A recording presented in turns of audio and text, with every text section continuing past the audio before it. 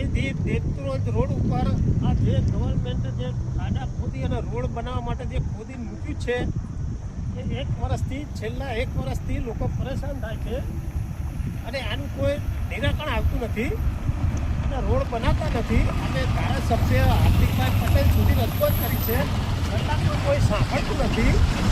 અને કોઈ અમને એવો જવાબ આપે છે કે આરએનપીમાં જવું પડશે.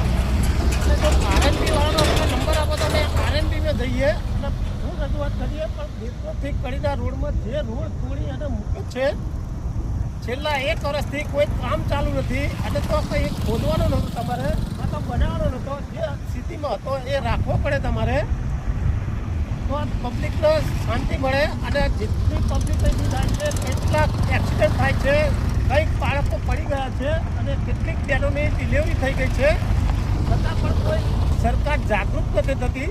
તો જો આ તાત્પર્ય આનું કામ તમે પૂરું કરો અને ના થાય તો કરો, નહીં તો અમે ઉગ્ર રજૂઆત કરીશું.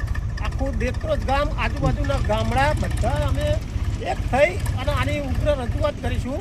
અને રોડ નહીં થાય તો અમે રોડ બ્લોક કરીશું અને તમારા તાત્કાલિક આના ધોરણે વિધિના ધોરણે કામ કરો.